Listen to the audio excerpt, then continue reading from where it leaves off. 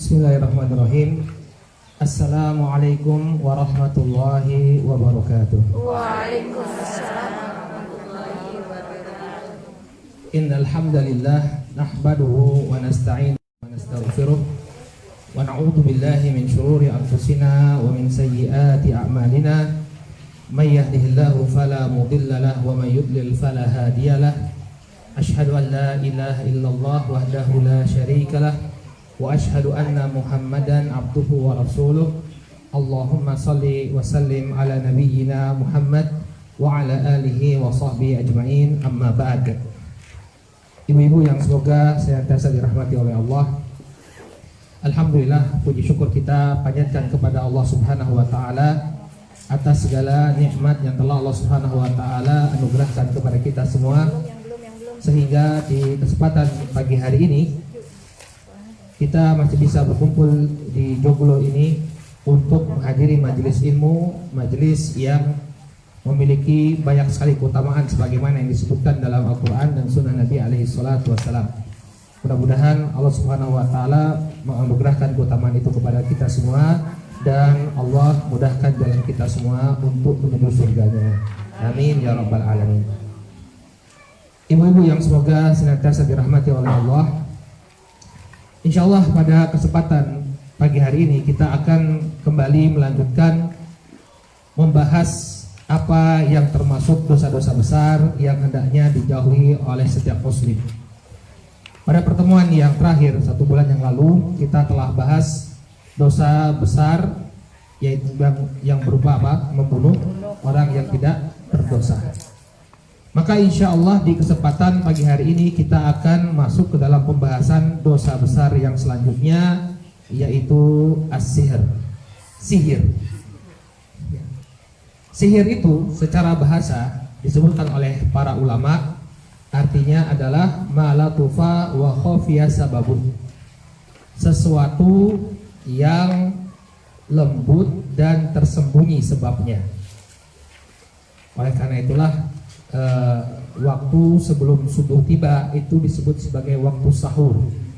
Kalau kita puasa, kita sahur terlebih dahulu. Nah, kenapa disebut sahur? Karena waktu tersebut ya semua tampak samar-samar, antara gelap dan terang. Ya, matahari belum muncul, ya gelap sudah mulai berkurang, masih samar-samar. Nah, dari kata inilah sihir diambil. Karena sihir itu dia sesuatu yang tersembunyi dan sangat halus sebabnya. Bahkan kadang kita tidak mengetahui. Misalnya, ada keluarga yang harmonis, suami dan istri saling mencintai. Kok tiba-tiba suami itu setiap kali pulang, dia melihat sosok istrinya itu sebagai sosok yang sangat menjijikkan, sehingga dia tidak memiliki hasrat sama sekali terhadap istrinya. Ya. Atau sebaliknya, ada seorang wanita, ya seorang wanita yang dia tidak mengenal. Ada seorang laki-laki yang tidak dia kenal, tapi kok tiba-tiba, ya pada laki-laki ini memiliki, ya dari sisi fisik mungkin tidak menarik, dari sisi akhlak apalagi akhlaknya sangat buruk. Kok tiba-tiba di hatinya muncul hasrat, ya muncul hasrat, keinginan untuk terus bersama laki-laki tersebut. Namanya sihir guna. Ya, pelet. Ya. Pelet nak makanan lele, Bu. Itu juga pelet. Baik. Nah, jadi itu semua tanpa dia sadari, itu semua tanpa diketahui. Tiba-tiba kok seperti itu. Ya. Nah, dari itulah kata sihir diambil. Yakni apa? Yang tersembunyi dan halus sekali sebabnya.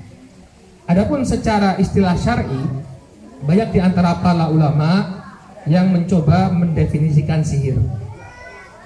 Di antara definisi yang paling bagus adalah definisi yang dibawakan oleh Al-Imam Ibnu Qudamah Al-Maqdisi dalam kitab Al-Mughni.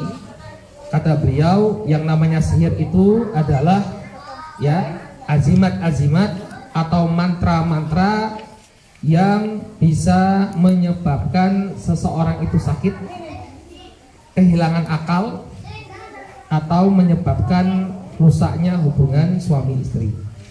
Mayufariqu bainal mar'i wa zawji, memisahkan antara seorang suami dengan istrinya. Nah, dari definisinya Al-Imam Ibnu Qudamah ini kita bisa melihat bahwa sihir itu banyak bentuk. Ya.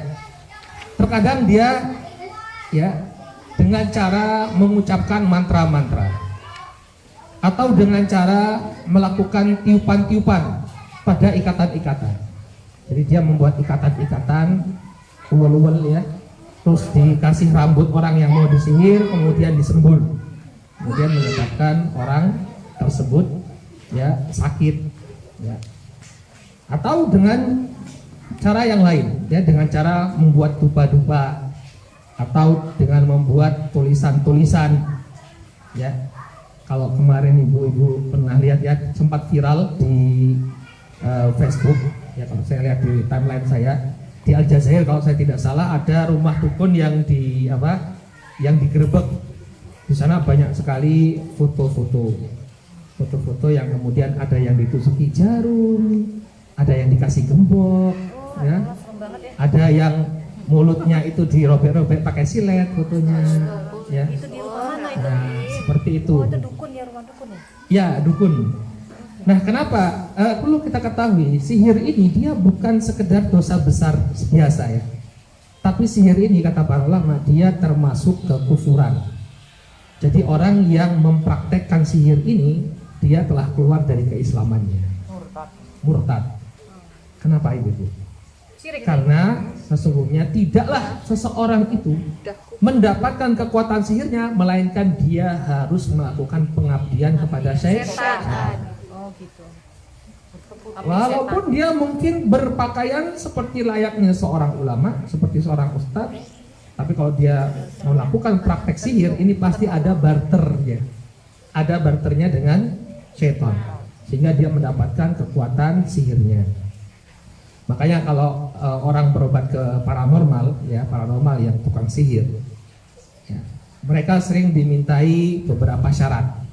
Misalnya kalau ingin sembuh, Pak tolong panjenengan cari ayam cemani warna hitam, kemudian tolong disembelih, nanti bangkainya dibuang ke sini. Itu udah sihir ya. Nah itu sihir. Itu ayamnya itu untuk pengorbanan bagi syaitan. Ayam hitam itu. Pasti dia itu melakukan satu kekufuran. Pasti dia melakukan satu kekufuran untuk mendapatkan kekuatan sihirnya. Ya. Ya Ustadz, kadang-kadang itu pakai ini loh Ustadz, nulis ayat kursi loh Ustadz, nulis Al-Fatihah loh Ustadz. Kita nggak tahu dia nulisnya itu tintanya pakai apa. Oh gitu. Ya. Tintanya. Saya pernah menemukan waktu belajar di Yaman. Ya, belajar di Yaman, waktu itu kita sedang mau sholat Idul Adha. Kan otomatis kalau sholat di lapangan kan dibersihkan terlebih dahulu. Nah, dekat lapangan tempat kami sholat itu ada semacam tempat pembuangan sampah. Jadi kita rapikan, biar sampahnya tidak kemana-mana, kita rapikan. Nah, ketika itu kita mendapatkan ada suatu lempengan batu bertuliskan Al-Fatihah tapi ditulis dengan darah dan dibuang di tempat sampah. Jadi pasti dia melakukan suatu kekufuran. Gak mungkin setan itu memberikan bantuan secara gratis cuma-cuma. Pasti ada tumbalnya. Tumbalnya apa? Ya dia kekufuran. Menunjukkan penghambaan dia kepada setan. Di YouTube itu ada program ya, diupload program wawancara dengan polisi amar ma'ruf nahi munkar di Saudi Arabia. Jadi kalau di Saudi Arabia itu selain polisi yang biasa seperti kita, ada polisi amar ma'ruf nahi munkar. Ya, tugasnya misalnya untuk menggerebek pembuatan homer, ya, minum-minuman, prostitusi, dan juga termasuk ke dalam ranah polisi amar ma'ruf nahi munkar adalah praktek sihir dan perbuatan. Kayak kalau di sana itu kalau terbukti melakukan praktek sihir itu hukumannya hukuman mati. Jadi jangan kaget, misalnya ada TKW dihukum mati, ternyata apa? Dia terbukti melakukan praktek sihir. Bukan tulang atau silet-silet kelihatan. Ini bisa dihukum mati di sana. Karena mereka menunjukkan syariat Islam. Nah di situ ketika diwawancara, ya polisi ini berkisah bagaimana pengalaman dia di lapangan. Suatu ketika ada seseorang yang dikenal memiliki keajaiban bisa mengobati orang, dukun. Kemudian digerebeklah rumahnya tadi, lalu tidak ada bukti-bukti kekafiran ya. Karena biasanya tukang sihir ini dia punya satu ruangan yang di sana dia melakukan ritual-ritual untuk mendekatkan diri dia kepada setannya. Kayak yang dukun tobat kemarin siapa namanya? Ki Jogobodo apa siapa? Kan dia punya ruangan waktu belum tobat itu kan pernah. Ya. Punya ruangan dan nggak tampak dia itu melakukan satu hukum. Maka karena polisi ini mungkin sudah punya insting biasa, dia nyuruh anak buahnya, coba kalian cek septic tank. Septic tanknya dibongkar, ternyata apa yang ada di septic tank? Mushaf Al-Quran. Ya, jadi nggak ada orang punya keajaiban bisa menyembuhkan, bisa apa? Ya, bisa menyembuhkan, bisa menyangkat orang, melainkan ada banternya dengan syaitan. Makanya para ulama itu mengatakan bahwa sihir itu merupakan kekufuran. Karena tidak ada yang mendapatkan kekuatan sihir, melainkan dia harus melakukan kekufuran. Dan perlu kita ketahui, sebagian orang mencoba menggambarkan bahwa ada sihir yang baik, ada sihir yang buruk. Ya, ibu mungkin anak-anaknya pernah nonton Harry Potter ya. Oh ya. Harry Potter itu kan tukang sihir ya. Ya. Ya, digambarkan bahwa ada tukang sihir yang baik. Ada ya. Kalau kita masih kecil dulu baca majalah buku ada Nirmala. Oh iya, Nirmala. Oh iya. Ya, dan dalam Islam nggak ada. Semua tukang sihir itu temannya setan. Ya, temannya setan. Karena dia nggak mungkin dapat keajaiban. Simsalabim abakadabra, kemudian munculnya. Melainkan itu adalah bantuan setan. Makanya diingatkan oleh para ulama, hati-hati. Jangan gadaikan akidah kita dengan melakukan praktek sihir atau datang ke tukang sihir meminta bantuan mereka. Ya, ini adalah dosa besar yang sangat besar dan sangat jahat ya tukang sihir ya. Bayangkan ada rumah yang sudah harmonis, rumah tangga yang sangat harmonis. Kemudian ada orang yang ingin merusak, datang ke tukang sihir. Buat dipisah, biar suaminya buat saya misalnya. Pelakor. Tiba-tiba sang suami tidak lagi punya rasa cinta kepada istri. Tiap kali pulang ke rumah langsung uring-uringan. Melihat istri itu, padahal istrinya sudah berusaha tampil sebaik mungkin di depan sang suami, tapi tetap saja, ya istrinya sudah wangi menyambut suami, yang tercium di hidungnya suaminya bau terasi. Yang masak sambel itu. Ya, masak sambel. Ya, pokoknya jelek semua. Perkara sepele jadi sebab ya marah-marah. Perkara sepele saja jadi sebab marah-marah. Kan jahat ini ya, jahat. Ya. Apalagi sihir guna-guna. Ada anak gadis baik-baik. Ya, tiba-tiba kok dia seneng sama seorang laki-laki preman pakai ya enggak penampilannya enggak ini tatoan, enggak pernah sholat, enggak pernah mandi juga. Kok seneng dia? Padahal ini anak baik-baik, keluarga baik-baik. Kan jahat tukang sihir. Jahat. Makanya hati-hati. Ya, para ulama menyebutkan bahwa sihir ini merupakan kekufuran. Dan dia banyak jenisnya sihir. Ya, ada sihir tahyili namanya, sihir yang membuat kita itu menghayalkan sesuatu. Seperti tukang sihirnya Fir'aun. Ya, mereka bisa membuat tali itu berubah seakan-akan menjadi ular. Nah, ini sihir tahyili. Jadi seseorang itu menghayalkan, membuat dia menghayalkan sesuatu. Dan ada sihir yang hakiki. Sihir yang hakiki ini ya benar-benar bukan hanya sekedar fantasi saja, tapi benar-benar terjadi.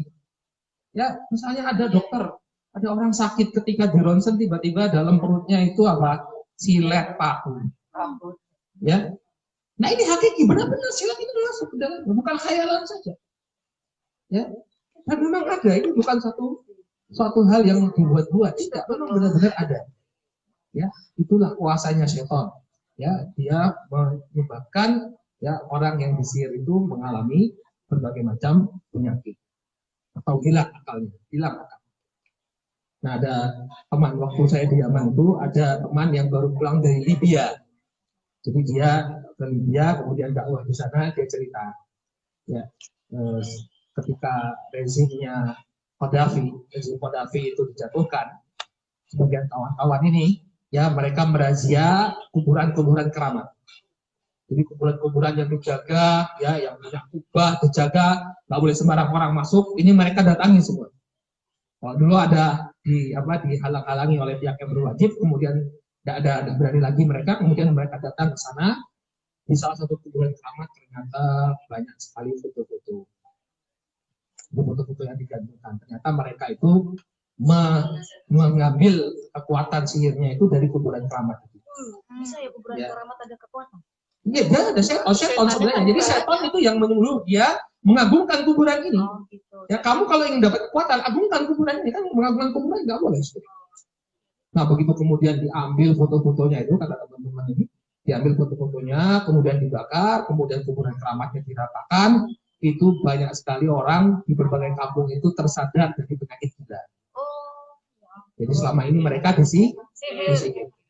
Ya, begitu dihilangkan sihirnya, mereka kembali normal, seperti orang yang baru bangun dari tidur. Ada apa kok?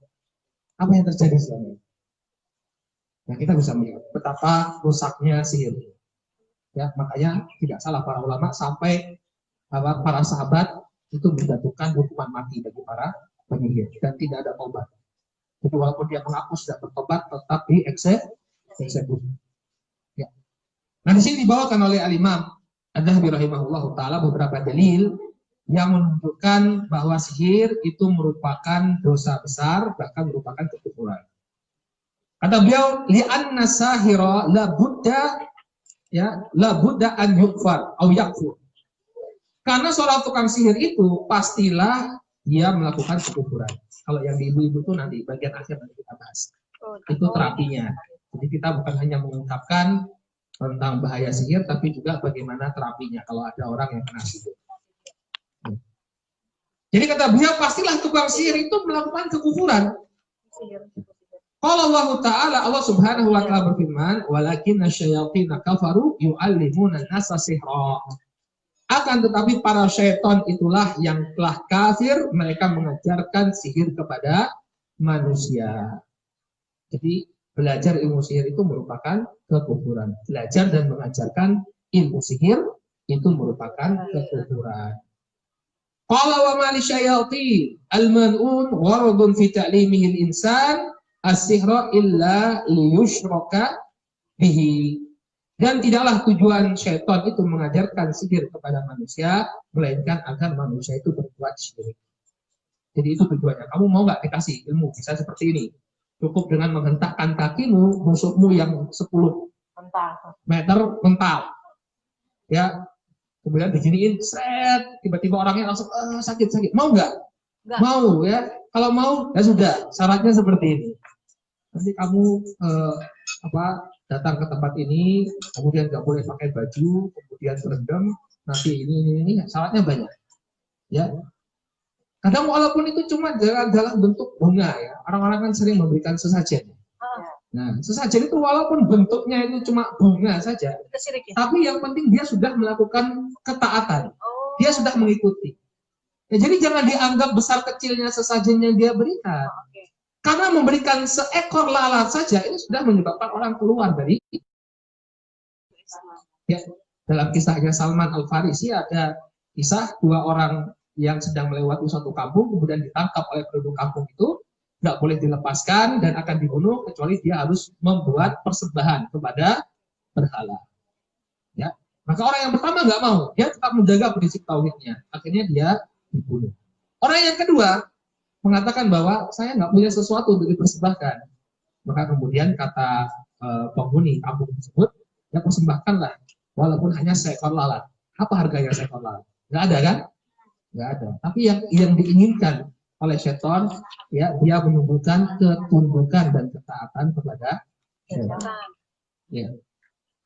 Wa qala Allah Ta'ala an Harut wa Marut. Demikian juga Allah Subhanahu wa taala berfirman tentang Harut dan Marut. Jadi 2 malaikat yang diutus untuk menguji manusia dengan mengajarkan sihir.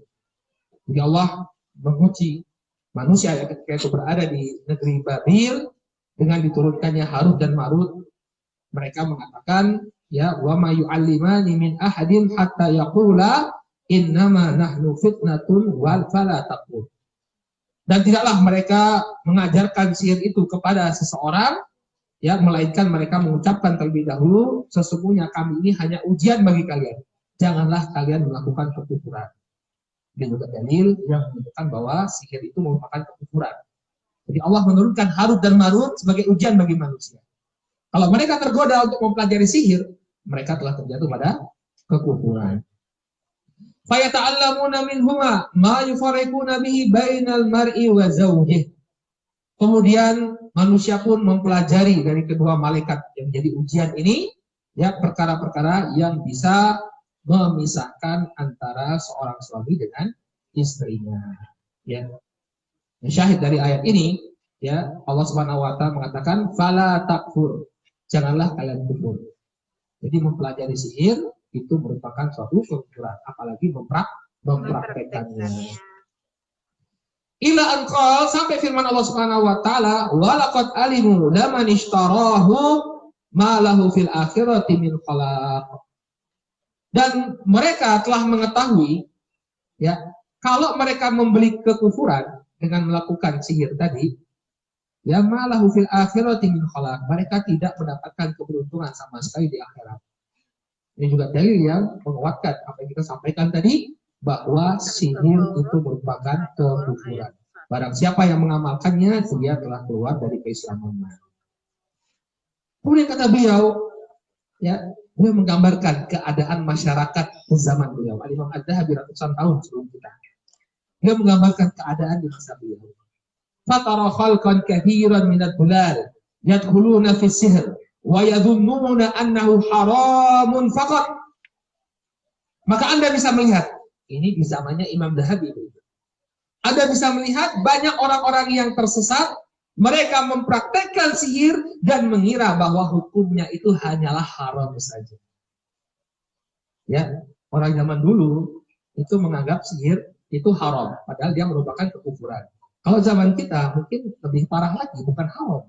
Boleh-boleh saja, yang penting tujuannya baik. Mungkin ada orang yang berpendapat seperti itu. Saya belajar sihir buat tolong orang kok. Ya, mungkin dia disakiti sama seseorang, nggak bisa balas, ya saya bantu balaskan pakai santet. Ya, ingat tujuan tidak menghalalkan cara. Ya. Maka di zaman Az-Zahabi saja, banyak orang yang mempraktekkan sihir dan dia mengira bahwa, ya, sihir ini hanya merupakan perkara yang haram, tidak sampai kekufuran. Wa ma yash'uruna annahu kufur. Mereka tidak mengira bahwa sihir itu bukan hanya sekedar haram saja, tapi merupakan kekufuran. Ya, bagaimana mungkin? Kita kan diperintahkan, inna sholati wa nusuki wa mahyaya wa mamati lillahi rabbil alamin. Ya, sesungguhnya sholatku, ibadahku, hidupku dan matiku hanya untuk Allah. Dan dia peruntukkan untuk syaitan.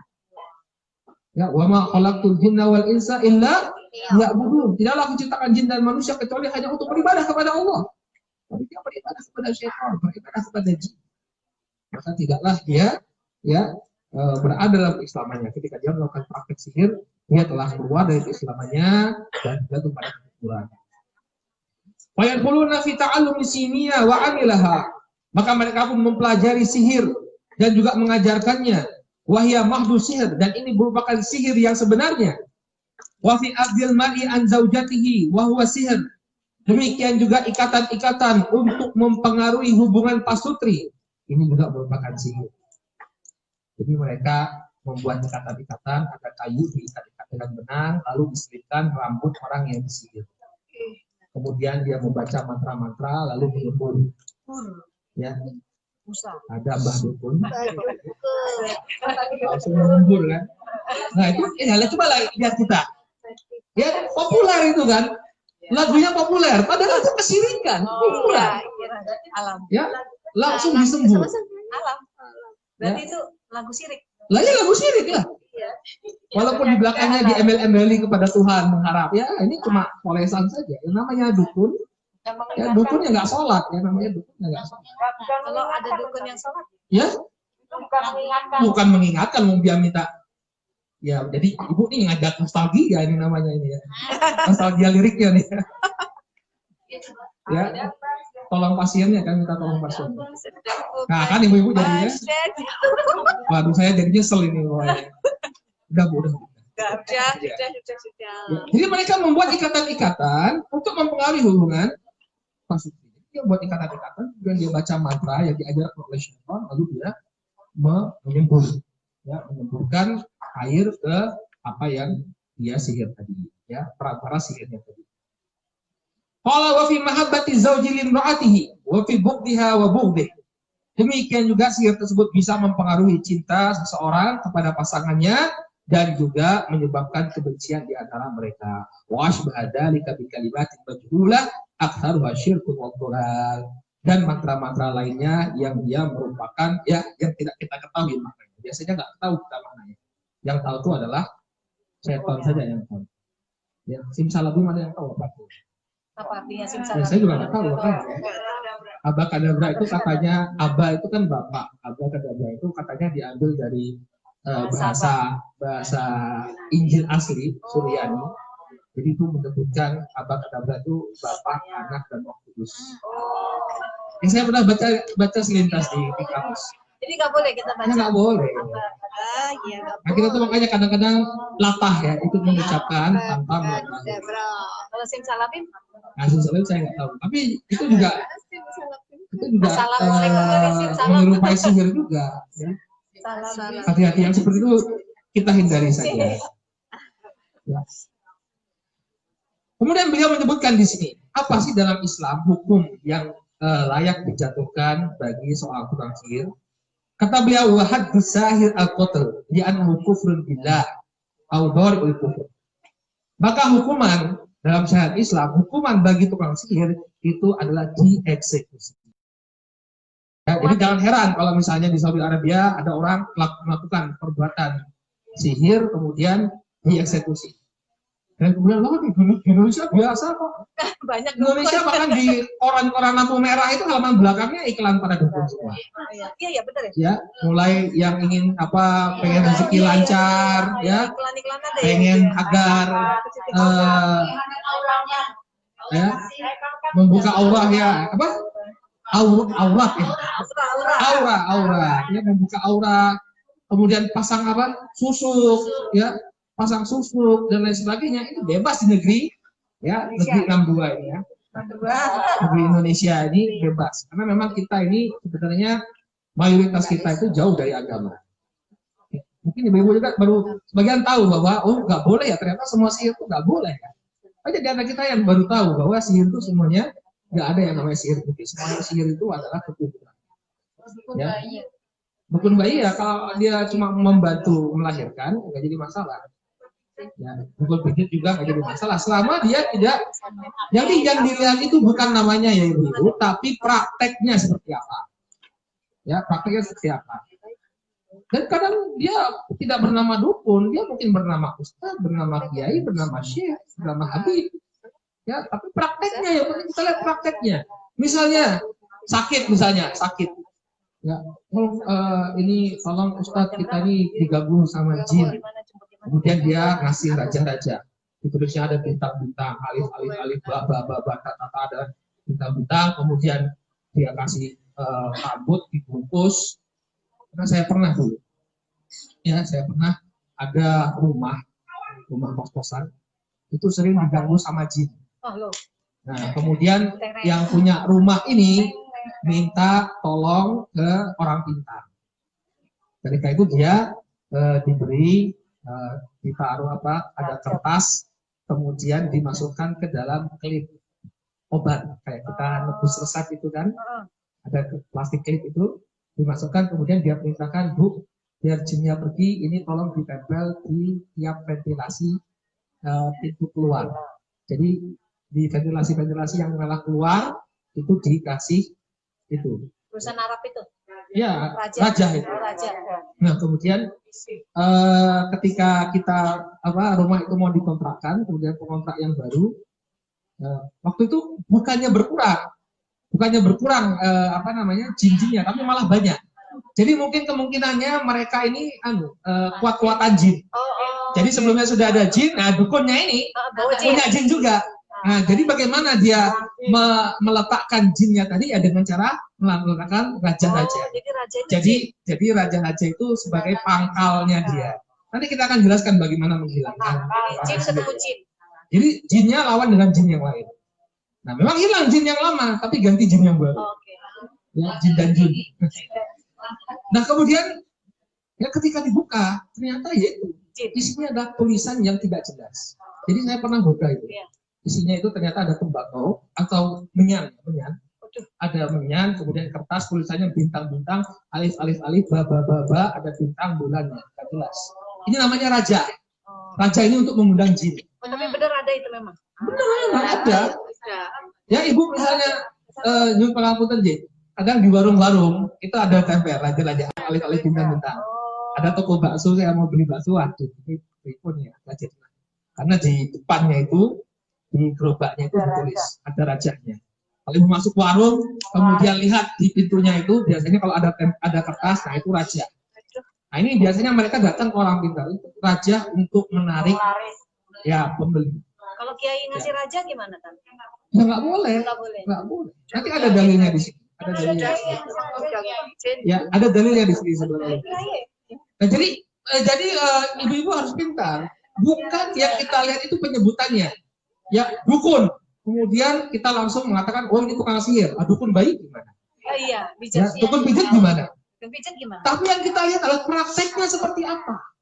Kalau praktek Ya, pijat bisa jadi dia, ya itu tadi kita katakan dia sebagai ustaz. Tapi itu prakteknya ngasih raja-raja ke ke jamaahnya.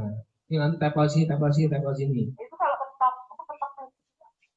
Nah, ketok magic ya buat ini tau Bu. Buat sepeda motor, buat mobil. Kan ada yang pakai itu. Ada yang pakai juga. Oh ya. Harus Ya, bayar ini. intinya kita melihat prakteknya. Biasanya mereka meminta mahar. Kan ditutup. Mahar, ya. Jadi dia minta jin untuk memperbaiki mobil. Iya. Kan ditutup, nggak boleh lihat, bayar harus nggak tahu. Tiba-tiba mobilnya kinclok. Baru tahu bukan Saya kira tentang magic itu ya di. Cuma dia rahasia caranya. Ya, baik. Ya sudah mungkin kita yang penting yaitu ya al ibrah bil haqa'iq nabi al musammayat. Ya, yang dilihat itu hakikatnya apa, prakteknya seperti apa, bukan penamaannya. Karena bisa jadi namanya itu dukun, tapi prakteknya itu di perdukunan seperti dukun bayi dan dukun pijat. Tapi ada yang namanya ustaz, namanya kiai, namanya habib, tapi praktek sendiri. Ya, misalnya datang, kemudian dia biasanya gini, nanya nama ibunya panjenengan siapa? Nanya nama ibunya. Apa hubungannya penyakit kita dengan ibu kita? Kok kayak bank aja ini ya? Mau buka blokir rekening, hanya ibu kandung, ya. Kemudian nanti minta fotonya, nanti juga minta syarat-syarat, tolong sediakan kembang 7 warna, air dari 7 sumur, ya, atau ayam cemani warna hitam. Nah kalau ini sudah hati-hati. Kalau siraman orang mau mantenan itu pakai 7 sumur itu pakai bunga-bunga itu gimana? Nah itu juga bawaan tradisi khurafat juga. Ya, itu juga nggak ada. Air siraman itu kan sebelum menikah tuh. Baik. Nanti saya yakin nih kalau dibuka sesi tanya jawab banyak yang tanya ini. Setiap orang punya kasus. Ya. Dan dia kadang-kadang seperti apa ya? Kadang bisa selain dari raja-raja itu dia juga bisa dengan benda-benda pusaka. Jadi saya pernah mendapati ada sebuah keluarga itu di rumah tuh selalu panas. Sebenarnya rumahnya itu ya teduh ya sebenarnya, tapi kok merasa panas. Bahkan suatu ketika penghuni rumah itu, ya sang bapaknya cerita, saya itu pernah malam-malam itu pernah ingin membunuh seseorang. Jadi saya mengambil geladi, dia dikasih geladi dari temannya, ya saya ambil ini, saya pengen langsung ya naik motor ke rumahnya langsung tak tusuk. Oh ya Pak, kemudian saya bilang, coba saya lihat Pak belatinya Pak. Begitu saya lihat belati, begitu saya pegang, ya di sini dari balik tembok itu muncul 2 kelabang besar, satu sebesar. Dari baliknya ada TV-nya, di balik TV itu ada tembok, tiba-tiba kelabang itu melipat, ya sebesar lengan ini. Ya. Akhirnya kemudian ini jadi apa? Sihirnya itu dari apa? Dari pisaunya tadi. Jadi hati-hati kalau misalnya kita punya kasus ya, mungkin ada kasus apa, kemudian ada orang yang kali kita berkeliki dan kue dia apa ke, nah, itu jangan bosan terima. Itu ada isinya. Ke pinggang, sabuk gitu kan, ake. Atau ake, ya betul Bu, ake. Ini juga saya pernah dapati kasus ada seorang bapak yang sudah lanjut usia nggak mati-mati. Ya, nggak. Nah begitu saya datang waktu itu dimintai keluarganya datang, kemudian karena masih kerabat, saya datang terus saya bacakan ruqyah, kata bapak ini lungo kowe. Dia tapi lemah karena dia kan sudah lemah, tapi kalau dia masih kuat itu mungkin saya udah dipukuli. Dia mau mukul saya tapi sudah lemah karena di bapaknya udah lanjut usia. Lungo kowe kata dia. Ya kemudian saya tanya sama istrinya, bapak ini punya apa Bu? Masih ada sesuatu ini. Pernah pegangan. Nggak ada kok Mas, nggak punya apa-apa.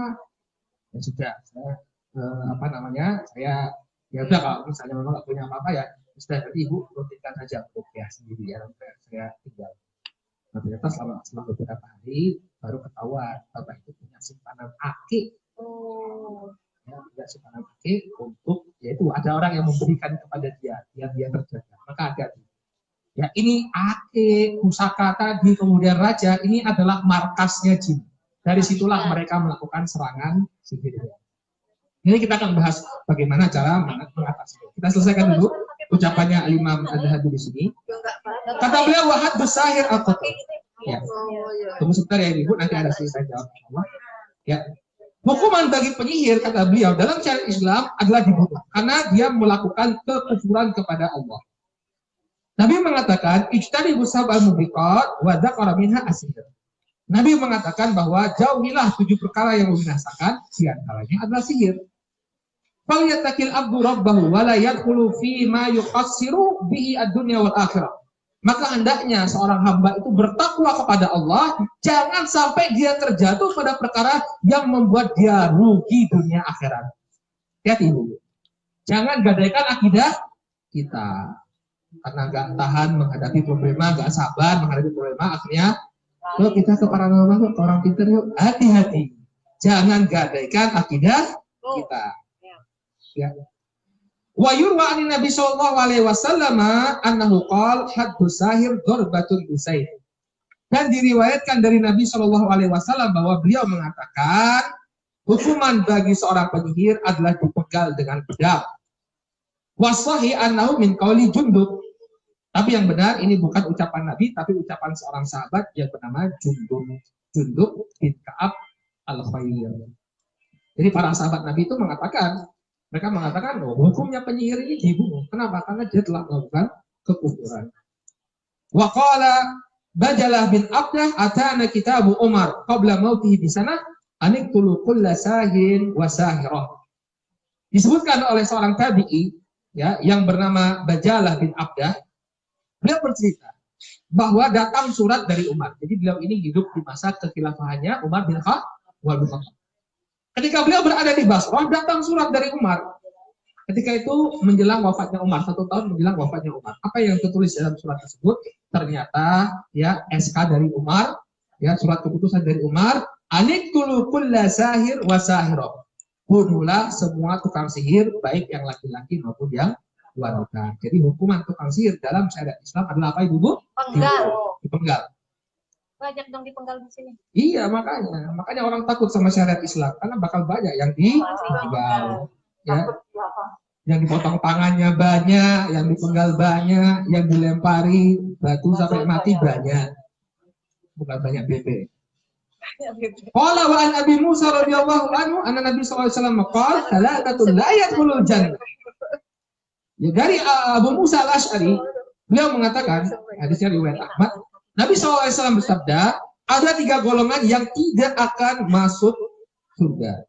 Yang pertama, mudminul khamrin, orang yang kecanduan khamr. Ya, pagi minum khamr, malam minum khamr, nggak bisa lepas dari khamr. Wa qati'ur rahmin, orang yang memutus silaturahim. Jadi, ya, orang yang punya hubungan kekerabatan dengan kita itu punya hak, tidak boleh kita putuskan. Qala wa musaddiqu bisihir, dan orang yang membenarkan sihir. Jadi bukan tukang sihirnya saja, orang yang membenarkan sihir. Artinya mengatakan sihir itu oke, nggak apa-apa, nggak jadi masalah. Kita berobat kepada tukang sihir atau kepada dukun. Hati-hati. Orang yang semacam ini tidak akan masuk surga. Kalau an Ibnu Mas'ud marfu'an, kemudian diriwayatkan dari sahabat Ibnu Mas'ud, Abdullah bin Mas'ud, secara marfu ini artinya sampai kepada Nabi Shallallahu Alaihi Wasallam. Beliau mengatakan ar-ruqa wa tama'im wa tiwalah syirkun. Mantra-mantra, jimat-jimat, dan sihir pengasihan ini merupakan kesyirikan. Mantra jimat. Ya, jimat itu juga merupakan kesyirikan. Ya, at-tama'im, tamimah itu adalah perkara yang digantungkan untuk mendapatkan manfaat atau menolak kemudorotan. Ya, misalnya ini sering terjadi di sebagian tempat rumah-rumah yang baru dibangun di Pangapunten, biasanya digantungi padi. Ya, untuk mendatangkan apa? Keberkahan, rezeki. Nah, ini termasuk jimat. Ya. Atau anak-anak kecil ya, kalau di Sumatera itu sering anak-anak kecil dikasih benang merah di sininya. Ya. Nah, kalau misalnya di Jawa mungkin pernah nggak lihat dikasih gunting yasin, ya. Apa lagi? Lingo bengle ya nggak? Apa tuh? Lingo bengle itu loh, kayak jamu-jamuan gitu loh. Nah, makanya tergantung tujuannya apa. Kalau tujuannya untuk tolak bala, ya ini sama saja. Jadi yang namanya jimat itu segala perkara yang digantungkan dengan keyakinan bisa menolak bala dan mendapatkan kemanfaatan. Maka kata Nabi Shallallahu Alaihi Wasallam, ya tamimah itu termasuk syirik. Jadi jimat-jimat termasuk syirik. Nah, selesai kita dari ucapannya Imam Ad-Dahabi. Nah, sekarang perkara yang penting, ibu-ibu, mohon perhatiannya. Sekarang apa yang bisa kita lakukan agar kita ya dijaga oleh Allah Subhanahu Wa Taala dari sini? Yang pertama kita harus yakin ya bahwa tipu daya setan itu lemah. Ya, orang yang beriman, orang yang bertakwa, dia pasti akan dijaga oleh Allah Subhanahu Wa Taala. Dalam hadis yang diriwayatkan dari Abdullah bin Abbas, Nabi SAW mengatakan, "Ihfadillah yahfadka." Jagalah Allah, maka niscaya Allah yang akan menjagamu. Jadi selama kita menjaga syariat Allah, menjaga ketaatan kita kepada Allah, maka niscaya Allah yang akan memberikan penjagaan. Kalau Allah yang jaga, siapa yang bisa memberatkan? Tidak ada. Jadi intinya apa? Kita harus menjadi orang yang bertakwa. Kemudian yang kedua, di antara perkara yang bisa melindungi kita, membentengi kita adalah dengan membaca zikir. Ya, terutama zikir pagi dan petang. Ya, zikir pagi dan petang. Jadi habis sholat subuh itu jangan langsung oseng-oseng di dapur. Zikir dulu. Bacanya habis sholat duha boleh? Zikir pagi itu setelah sholat subuh. Oh, bukan habis duha? Bukan setelah sholat duha, tapi setelah sholat subuh. Kalau yang laki-laki idealnya kalau bukan kondisi pandemi, setelah sholat subuh di masjid itu duduk sambil nunggu waktu syuruk. Nah, itu dia baca zikir pagi petang sampai datang waktu syuruk, sholat 2 rakaat. Itu dapat pahala haji dan umrah secara sempurna. Nah, ibu-ibu gimana? Ya, ibu-ibu di rumah. Aja, di rumah baca zikir sampai waktu syuruk, nanti sholat 2 rakaat. Ya. Oh, itu kok panjang sekali Ustaz? Ya memang zikir pagi petang itu saya hitung itu memang 1 jam memang bacanya. Ya, mulai baca kan bacanya itu apa pertama? Ayat kursi ya. Ayat kursi, kemudian qul huwallahu ahad 3 kali. Qul a'udzu birabbil falaq 3 kali. Qul birabbil nas 3 kali. Kemudian di sana juga ada membaca la ilaha illallah wahdahu la syarikalah lahul mulku wa lahul hamdu wa huwa 'ala kulli syai'in qadir 100 kali. Kalau sekali aja udah 1/2 jam. Apalagi bacanya khusyuk. La ilaha illallah. Sampai 10 lupa. Berapa tadi ya? Kemudian istighfar. Istighfar 100 kali. Kemudian sholawat 10 kali. Ya, kemudian baca sayyidul istighfar. Allahumma anta rabbi la ilaha illa anta. Ya, dan seterusnya. kalau tadi warna buka warna Allah buka warna. La ilaha illallah. Nah bagi ibu-ibu yang belum memiliki kebiasaan ini mau dicari. Sekarang itu alhamdulillah di internet itu ada program. Saya install program namanya Hisnul Muslim. Itu semua zikir ada. Ya, mulai dari bangun tidur sampai tidur lagi semuanya ada. Kalau yang mau bagus Hisnul Muslim keluarnya Yufid Network. Nah itu ada. Dan sana ada zikir pagi petang. Ya. Nah, Hisnul Muslim, programnya Hisnul Muslim. Nanti di sana ada semua zikir dari kita bangun tidur sampai kita tidur lagi. Nah, intinya ketika zikir pagi petang ini ya jangan lupa untuk kita bacakan. Terutama tadi itu, ayat kursi dan kemudian 3 surat terakhir dari Al-Qur'an. Ya. Lillahi ma fis samawati. Yang petangnya habis asar. Memang ada khilaf di kalangan para ulama, kapan sih waktu petang? Sebagian mengatakannya ba'da maghrib. Tapi yang lebih kuat insya Allah ba'da sholatil asar. Ya, mulai dari selesai ibu sholat asar itu baca zikir petang. Ya. Kalau Ya. ya, Ya, kalau pas habis asar bisa dikodok sesempatnya. Tapi yang paling ideal adalah setelah sholat subuh dan setelah sholat asar. Kalau ibu yang baca zikir setelah sholat itu ada. Coba kalau zikir pagi petangnya agak banyak ya. Kalau zikir habis sholat itu kan yaitu tadi ayat kursi, kemudian qul huwallahu ahad, qul a'udzu birabbin nas, kemudian subhanallah 33 kali, alhamdulillah 33 kali, Allahu akbar 33. Nah, ini zikir pagi dan petang, jangan lupa untuk untuk kita doakan. Demikian juga sebelum tidur, ya sebelum tidur. Nah, misalnya ibu-ibu ada yang punya anak kecil ya, ibu yang punya anak kecil, ada anak-anak kecil yang biasa terbangun tengah malam. Ketika terbangun tengah malam tiba-tiba nangisnya tuh kenceng, kejer. Nah ini hati-hati, mungkin kita perlu doakan ya. Jadi caranya itu sebelum dia diletakkan di tempat tidur, ya kita ambil sapu, ya sapu lidi atau kita pakai sarung atau pakai selimut, kemudian kita bismillah, kemudian dikibas-kibas. Ya. Kemudian sebelum anak itu tidur, ini saya ajarin, ini buat kita dan buat anak kita. Ya.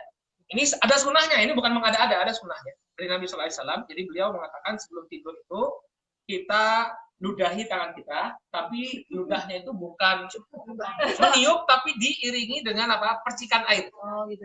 Ya. Kalau orang bilangnya an-nafas. Ya. Dikit gitu. Jangan.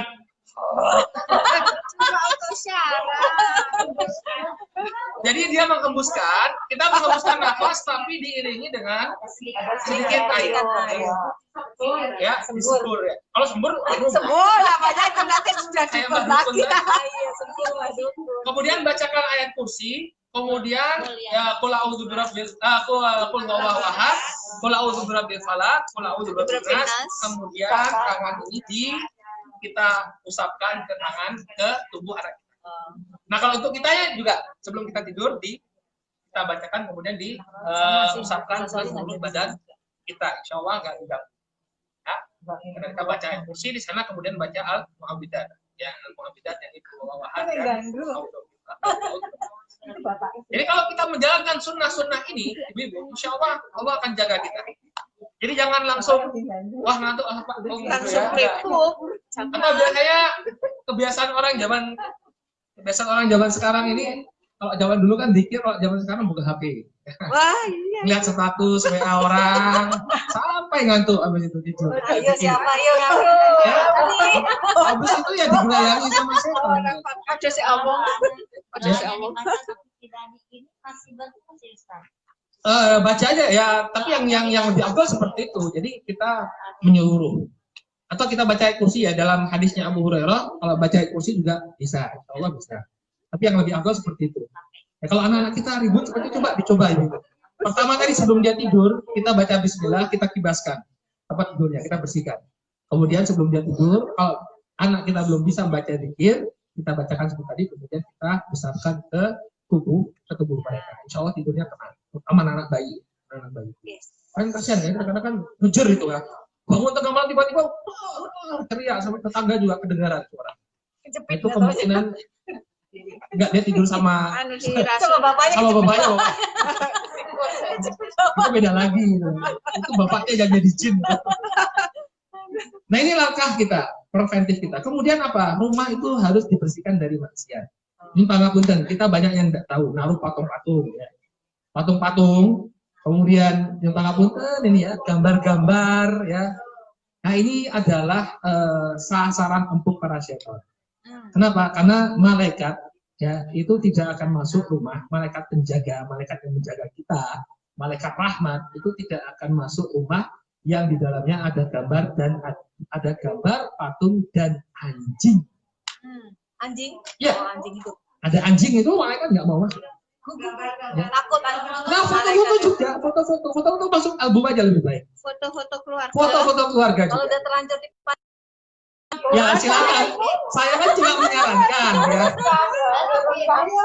Tapi ibu coba ya. Ini saya sarankan. turunkan foto. Ibu-ibu ayo. coba saja rasakan bedanya. Saya punya jamaah ya, di daerah Jogja, Bapak Ibu. Ya bedanya. Wah ini foto penuh memori ya, Ustaz. Ya. Kalau Coba Pak disingkirkan dulu, panjenengan rasakan bedanya. Rumah-rumah kita ketika ini semua sudah tidak digantungkan lagi, patung-patung digunakan, rasakan beda. Kita akan merasakan saja. kosong rumahnya, nggak ada foto. Ya, ya nggak apa-apa, pasang apa kayak gambar Ka'bah kayak gambar pemandangan, nggak jadi masalah. Pemandangan boleh, yang nggak boleh itu gambar makhluk bernyawa, manusia atau hewan, itu nggak boleh. Foto gimana saja, foto juga sama, masukin saja di album. Kita khawatir ya. Coba lah ibu, makanya saya bilang.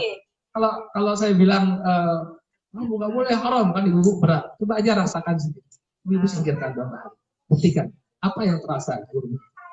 Ya, akan terasa lebih tenang. Apalagi ditambah kalau rumahnya sering ya dibacakan Al-Qur'an. Penghuni rumahnya gemar melakukan ibadah-ibadah sunnah ya, sholat duha, sholat tahajud. Wah, rumah itu walaupun nggak pakai AC dingin. Ya, tenang, enak. Serasa di puncak ya. Selasa di Kaliurang. Puncak kan. Tapi Kaliurang udah mulai panas. Ya, ini tindakan preventif. Jadi disingkirkan ini semua, nanti ibu akan merasakan. Intinya rumah kita itu kita jadikan sebagai rumah yang penuh dengan zikrullah. Ya baca Quran, kita zikir di sana, kemudian sholat sunnah kita perbanyak di rumah kita. Ini insya Allah akan menjadi penjagaan bagi kita. Ya, jadi syaitan tuh masuk pun nggak mau. Nah kemudian, nah ini yang di teks itu silakan ibu dibuka. Teks, oh yang ini tadi di topik. Nah bagaimana kalau sudah terlanjur kena sihir? Tadi bahasan saya sudah sisakan Ini, satu. Nah,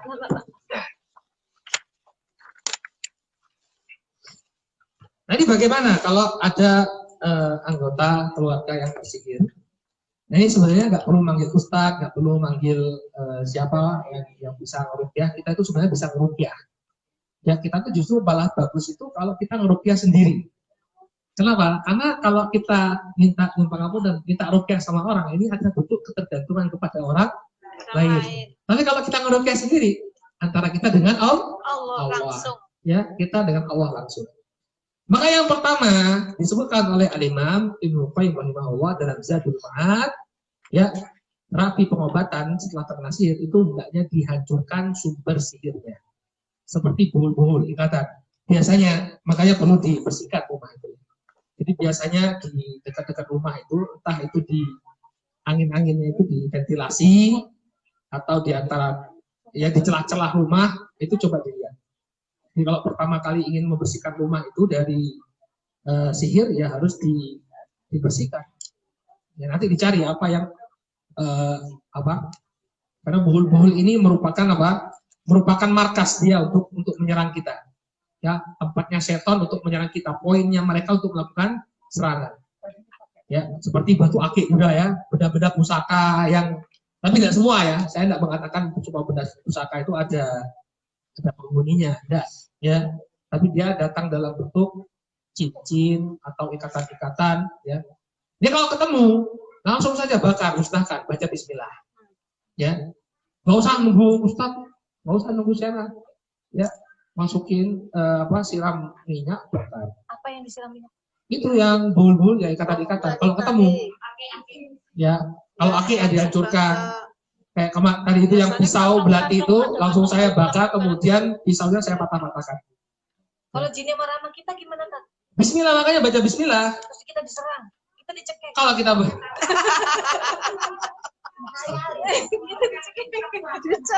Ibu coba dulu, kalau misalnya ibu udah kecekek baru panggil Ustaz.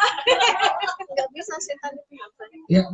Jadi dihancurkan ini, ya dihancurkan, dicari. Ya, kalau ketemu baca bismillah, jangan lupa baca bismillah. Baca bismillah kemudian bakar. Nah, kemudian yang kedua kita bacakan ruqyah. Ya, ini ruqyah. Ya, baca surat Al-Fatihah, ayat kursi, 2 ayat terakhir surat Al-Baqarah, kemudian surat Al-Ikhlas, An-Nas dan Al-Falaq sebanyak 3 kali. Yang 3 kali ini adalah Al-Ikhlas, An-Nas dan Al-Falaqnya. Kalau ibadah pena dikasih tanda turun gitu ya. Surat Al-Ikhlas, An-Nas dan Al-Falaq itu 3 kali. Dibacakan kepada orang yang terkena sihir. Ya, dibacakan di telinganya, tapi jangan sampai teriak-teriak. Dibacakan saja. Nah, nanti kalau misalnya jinnya bereaksi, jin yang menyihir itu bereaksi, terus ngajak ngobrol, jangan diladeni. Bacakan saja terus. Kenapa dia itu ngajak kita ngobrol? Karena dia sudah mulai kesakitan. Supaya kita tersibukkan, tidak lagi membacakan, ya itu biar kita berhenti, dia ngajak ngobrol. Oh, iki sopo? Aku ibu nih. Tenang nih. Lu malah chatting ini. Malah chatting. Jangan, itu siasatnya mereka, Oh, gitu. siasatnya jin. Ya, dia nggak mau keluar, kita bacakan saja, bacakan terus. Nah, nanti biasanya dia menggoda, misalnya. Wah, aku nak kerasa apa-apa bacaan mungkin, kowe mesti baru ikhlas 1 toh. Alita, kamu kok tahu? Kamu kok Ya, tahu? nah ini jinnya itu ngecek, ya, jinnya bacakan saja. Terus ya, Al-Fatihah, terutama surat Al-Baqarah. Al-Baqarah itu kan panjang. Makanya belajarnya agak cepat biar bisa baca Al-Baqarah. Nah, pokoknya kalau jinnya itu ngajak ngobrol, jangan diajak diladeni, jangan diladeni. Ya, kadang dia itu kalau kita baca subuh-subuh itu dia langsung keluar. Saya pernah meruqyah ada mas-mas di dalam waktu masih mondok dulu. Masih mondok dulu ada, ini mas-mas ini kerjanya di tenda manten itu loh. Jadi jasa penyewaan tenda. Nah, jadi ketika dia pasang tenda, ya, dia mungkin nggak baca zikir, nggak baca apa kan, harusnya kan baca ya. Tahu gede kalimat kita hitam misalnya makola. Kalau kita datang ke tempat, ya tempat yang asing, nah kita baca gede kalimat kita hitam misalnya.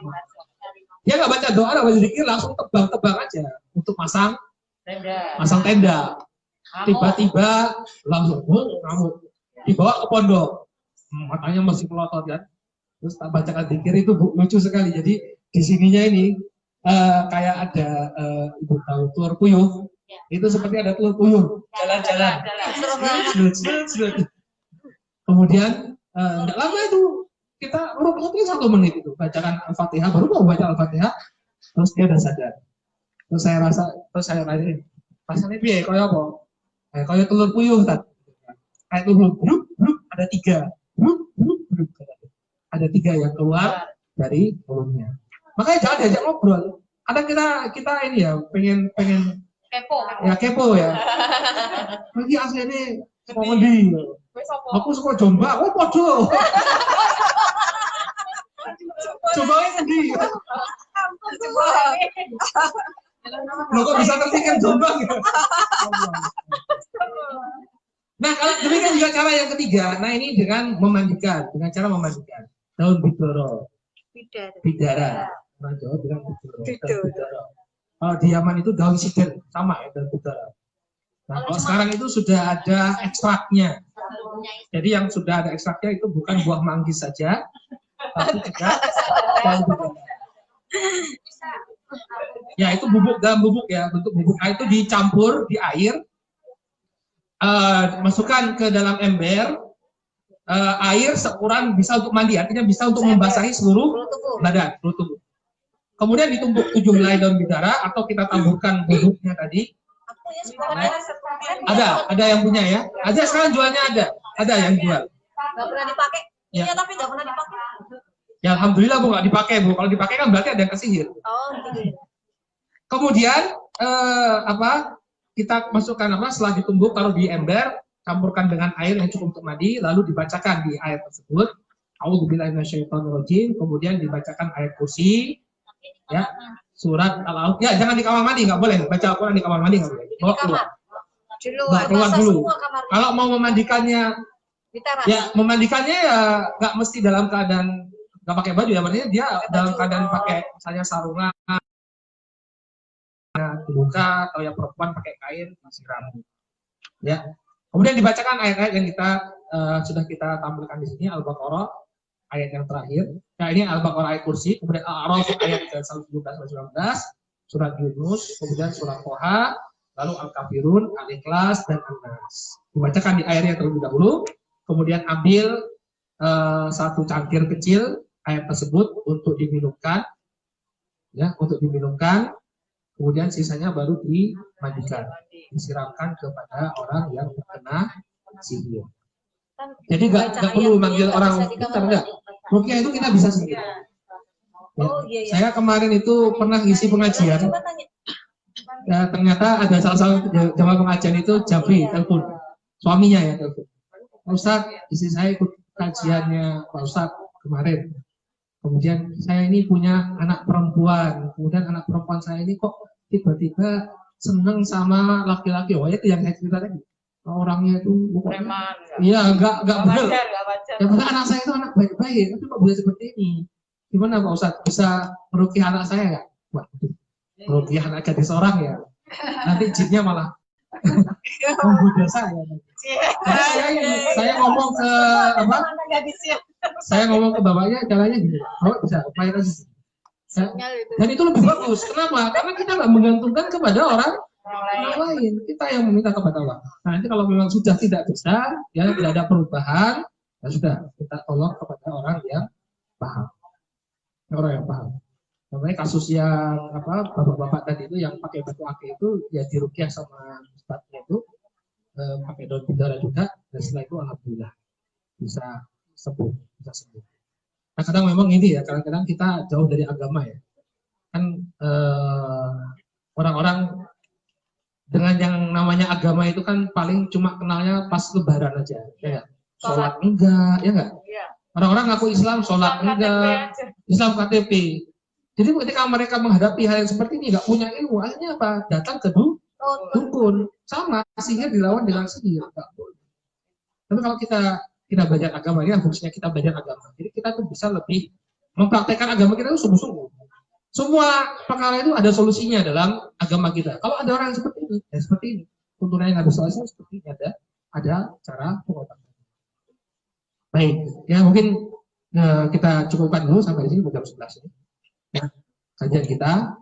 Kemudian kalau ada ibu yang ingin bertanya, kira-kira sekitar 15 menit, ya 15 menit. Kami silakan ibu. Ya. Dari sebelah kanan. Pakai mic. Misalnya. Ya, wirelessnya. Ya, silakan Bu. Kalau seandainya kita melihat ada karakter mungkin dari keluarga kita, maka seperti yang katakan Tanjung ada gejala terkena sihir, tapi kalau kita melihat seniornya itu dilihat berbeda tidak mungkin. Kenapa? Ya, tentang saya apa istilahnya membacakan apa tapi saya bukan mengerti yang mengerjakan Meninggal itu. Biasanya meninggal yang aku makanya gitu ini. Neneknya yang bayi itu. Nenek dari Mbak perempuan. Anaknya lanang tuh. ada apa ya Bisa ya. nah semacam itu tapi tanda-tanda itu semua ada gitu kalau ada sesuatu yang mungkin masuk tadinya orangnya baik perhatian tiba-tiba hilang semuanya gitu seperti itu tapi kita nggak bisa melakukan sesuatu mendoakan seperti itu gitu terus kiat-kiatnya selanjutnya bagaimana kalau kita jalan Itu harus pendekatan personal. Nanti bicara empat-mata, pokoknya ibu cari momen-momen yang tepat. Kemudian bicara kok kayaknya jenengan ini kok ada sesuatu Bu, saya diizinkan untuk meruqyah. Ya, jadi pendekatan aja, pendekatan yang lebih intens, pendekatan dengan cara yang lebih baik. Karena kalau dia nggak mau ya, yang kalau sudah kita lakukan tadi, kalau kita tidak ada kebaikan aja ya. apakah